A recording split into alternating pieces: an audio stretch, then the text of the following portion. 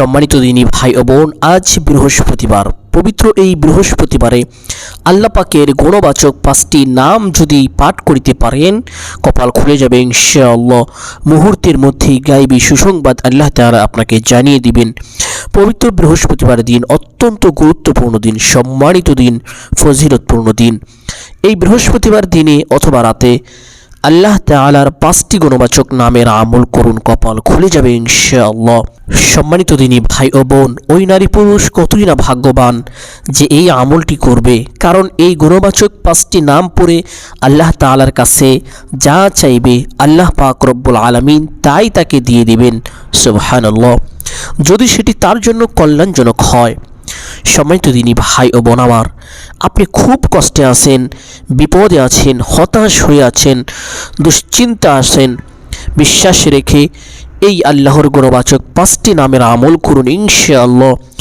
সকল প্রকার দুঃখ, কষ্ট, পেরেশানি, হতাশা দূর হয়ে যাবে। আপনি অনেক আমল করেছেন, এখন হতাশ হয়ে গেছেন, অনেক আপনার ঋণের কারণে কষ্ট পাচ্ছেন, ঠিকমতো ঘুমাতে পারছেন না, কিভাবে আপনি ঋণ পরিশোধ করবেন চিন্তা করতে করতে আপনি শেষ হয়ে যাচ্ছেন। আমি আপনাকে বলবো, কষ্ট করে এই বৃহস্পতিবার দিনে এই আমলটি করুন অথবা রাতে আমলটি করুন। তারপর 2 হাত তুলে চোখের পানি ছেড়ে দিয়ে আল্লাহ তাআলার কাছে সাহায্য চান। আল্লাহ ঋণ থেকে মুক্তি দিবেন ইনশাআল্লাহ। আপনার কোনো সন্তান নাই, সন্তান হয় না, আল্লাহর কাছে এই আমলটি করে সলেহীন নেককার সন্তান চান, আল্লাহ সলেহীন নেককার সন্তান দিবেন ইনশাআল্লাহ। মেধাশক্তি কম, এই আমলটি করে আল্লাহর কাছে মেধাশক্তি চান, আল্লাহ মেধাশক্তি বৃদ্ধি করে দিবেন ইনশাআল্লাহ। সর্বোপরি কথা হলো, এই আমল করে আল্লাহর কাছে কোনো কিছু চাওয়া হলে আল্লাহ তাআলা তাকে কখনোই খালি হাতে ফিরিয়ে দিবে না ইনশাআল্লাহ। আপনার সমস্ত চাওয়া পাওয়া পূরণ করবেন ইনশাআল্লাহ, সকল আশা পূরণ হবে। সম্মানিত দিনী ভাই ও বোন, আজকের আলোচনাটি অনেক গুরুত্বপূর্ণ আলোচনা, তাই অনুরোধ করব মনোযোগ সহকারে শেষ পর্যন্ত দেখবেন ইনশাআল্লাহ। এখন চলুন একটু প্রার্থনা করে নিই। হে মহান দয়ালু প্রেমময় আল্লাহ, আপনি আপনার রহমান ও রহিম নামের গুণে আমাদের দুঃখ, কষ্ট, পেরেশানি, হতাশা দূর করে দিন। সকলের মনের আশা পূরণ করুন, অভাব দূর করে দিন। সকলে আমার সাথে বলুন আল্লাহুম্মা আমিন। তো চলুন বন্ধুরা, বিস্তারিত জেনে নেই।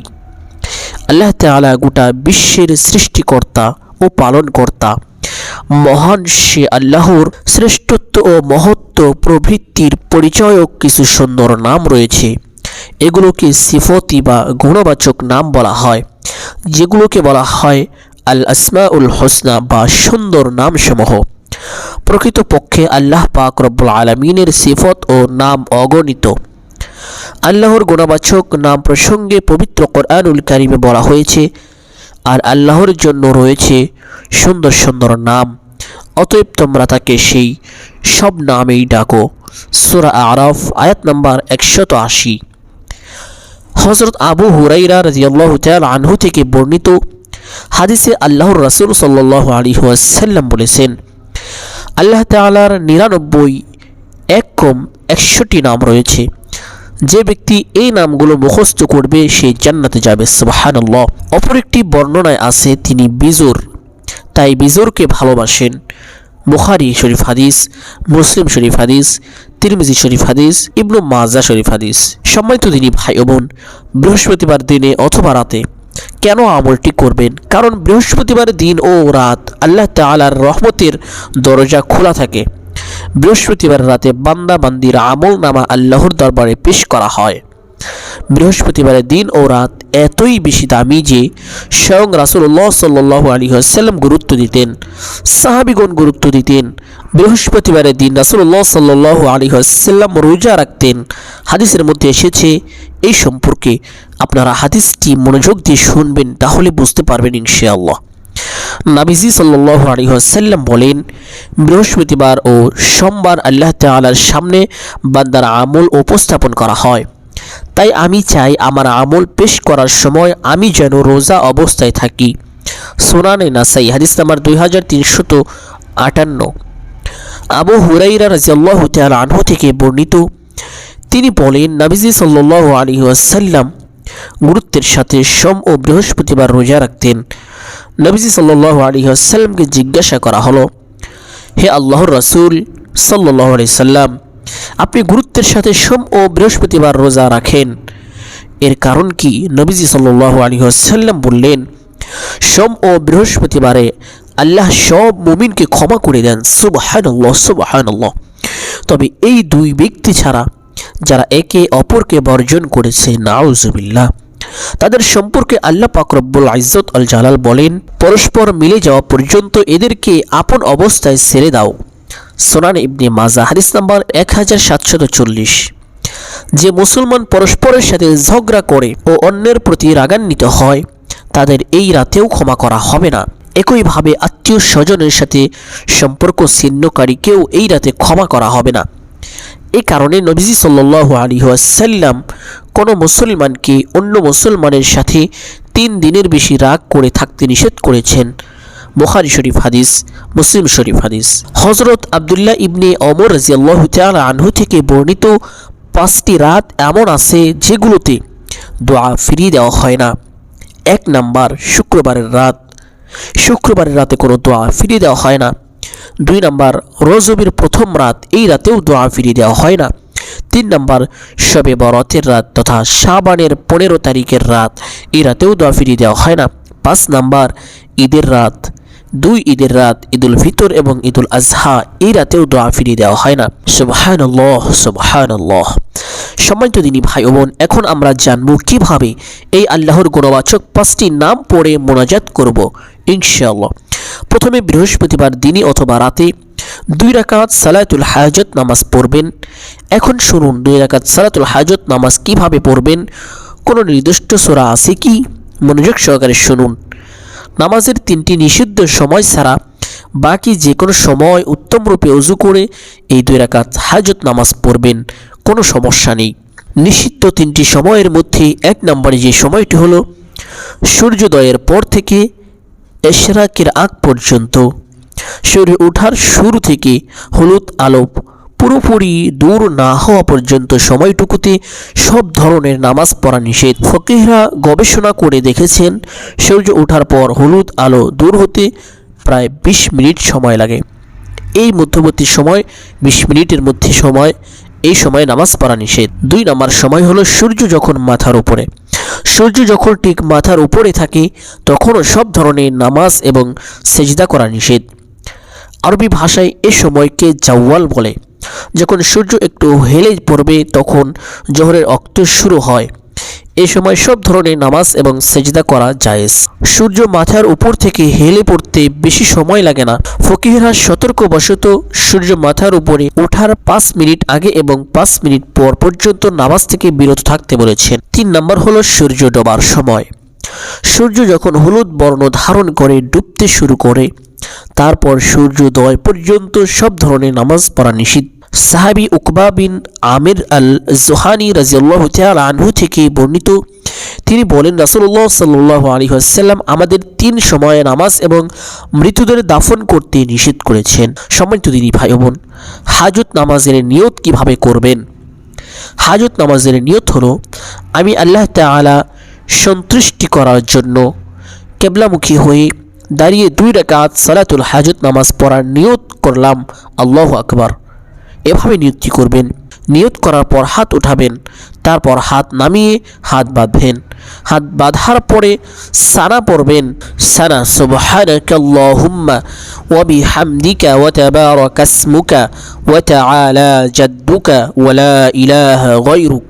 সানা আবার পাঠ করে শোনাচ্ছি।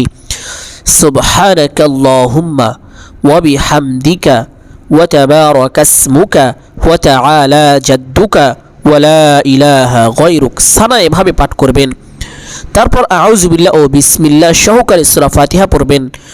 আউযু বিল্লাহি মিনাশ শাইতানির রাজীম, বিসমিল্লাহির রহমানির রহিম, আলহামদুলিল্লাহি রাব্বিল আলামিন, আর রহমানির রহিম, মালিকি ইয়াউমিদ্দিন, ইয়্যাকা إياك نعبد وإياك نستعين اهدنا الصراط المستقيم صراط الذين أنعمت عليهم غير المغضوب عليهم ولا الضالين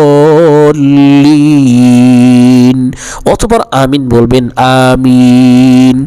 তারপর সূরা ইখলাস 3 বার পড়বেন। সূরা ইখলাস 3 বার এইভাবে পড়বেন কুল হুয়াল্লাহু আহাদ আল্লাহুস সামাদ লাম ইয়ালিদ ওয়া লাম ইউলাদ ولم يكن له كفوا أحد بسم الله الرحمن الرحيم قل هو الله أحد الله الصمد لم يلد ولم يولد ولم يكن له كفوا أحد بسم الله الرحمن الرحيم قل هو الله أحد الله الصمد لم يلد ولم يولد ولم يكن له كفوا أحد এইভাবে সূরা ইখলাস 3 বার পড়বেন। এই নিয়মে 2 রাকাত সালাতুল হাজত নামাজ শেষ করে তারপর এই গুণবাচক আল্লাহর 5টি নাম পড়বেন। যদি সূরাতুল ইখলাস 3 বার পড়তে না পারেন বা সূরা ইখলাস আপনার মুখস্থ না থাকে তাহলে যে কোনো একটি সূরা দিয়ে নামাজটি এইভাবে এই নিয়মে আদায় করিবেন। সালাতুল হাজত নামাজ শেষ করে তারপর এই গুণবাচক আল্লাহর 5টি নাম পাঠ করবেন। আল্লাহ গুণবাচক নাম 1 নাম্বার হলো ইয়া রহমানু। এই নামটি 5 বার এইভাবে পড়বেন ইয়া রহমানু ইয়া রহমানু ইয়া রহমানু ইয়া রহমানু ইয়া রহমানু। সুন্দর করে এই নামটি 5 বার পাঠ করবেন। অথবা 2 নম্বরে আল্লাহ তাআলার গুণবাচক যে নামটি পাঠ করবেন ইয়া গফফারু ইয়া গফফারু ইয়া গফফারু ইয়া গফফারু ইয়া গফফারু। এই নামটি 5 বার পড়বেন। 3 নম্বরে যেই নামটি পাঠ করিবেন সেই নামটি হলো ইয়া কারিমু ইয়া কারিমু ইয়া কারিমু ইয়া কারিমু ইয়া কারিমু ইয়া কারিমু। এই নামটি 5 বার পড়বেন। অথবা আল্লাহ পাকের 4 নম্বর যে গুণবাচক নামটি পাঠ করবেন সেই নামটি হলো ইয়া রাজ্জাকু ইয়া রাজ্জাকু ইয়া রাজ্জাকু ইয়া রাজ্জাকু ইয়া রাজ্জাকু। এই নামটি 5 বার পাঠ করিবেন। অতঃপর আল্লাহ পাকের আরেকটি নাম পাঠ করবেন যে নামটি অত্যন্ত গুরুত্বপূর্ণ, যে নামকে ইসমে আজম বলা হয়েছে, সেই নামটি পাঠ করবেন ইয়া যাল জালালি ওয়াল ইকরাম ইয়া যাল জালালি ওয়াল ইকরাম ইয়া যাল জালালি ওয়াল ইকরাম ইয়া যাল জালালি ওয়াল ইকরাম ইয়া যাল জালালি ওয়াল ইকরাম। এই নামটি 5 বার পাঠ করবেন। সম্মানিত দিনী ভাই ও বোন, আল্লাহর গুণবাচক প্রত্যেকটি নাম 5 বার করে পড়ার পর 100 বার দুরূদ পড়বেন। কোন দুরূদটি পড়বেন আমি আপনাদের বোঝার জন্য ছোট্ট একটি দুরূদ আপনাদেরকে শিখিয়ে দিব। দুরূদটি এভাবেও পাঠ করতে পারেন আল্লাহুম্মা সাল্লি আলা মুহাম্মাদ ওয়া আলা আলি মুহাম্মাদ আল্লাহুম্মা সাল্লি আলা মুহাম্মাদ ওয়া আলা আলি মুহাম্মাদ। এই দুরূদটি 100 বার পাঠ করিবেন। অথবা সাল্লাল্লাহু আলাইহি ওয়াসাল্লাম এই দুরূদটি 100 বার পাঠ করিবেন। তারপর 100 বার আস্তাগফিরুল্লাহ আস্তাগফিরুল্লাহ আস্তাগফিরুল্লাহ। এইভাবে 100 বার আস্তাগফিরুল্লাহ পাঠ করবেন। তারপর 2 হাত তুলে চোখের পানি ছেড়ে দিয়ে মোনাজাত করবেন, আল্লাহ তাআলার কাছে প্রার্থনা করবেন। সম্মানিত দিনী ভাই বোন, আমি আশা করি বুঝতে পেরেছেন। আলহামদুলিল্লাহ। আমি মনে করি যেহেতু আজকের ভিডিওটি অনেক বেশি গুরুত্বপূর্ণ তাই ভিডিওটি শেয়ার করে দিবেন ইনশাআল্লাহ। সম্মানিত দিনী ভাই বোন, ভালো থাকবেন, সুস্থ থাকবেন। দোয়া করি আল্লাহ তাআলা সকলকে ভালো রাখুন, সুস্থ রাখুন। আমিন আমিন সুম্মা আমিন। আসসালামু আলাইকুম ওয়া রাহমাতুল্লাহি ওয়া বারাকাতুহু।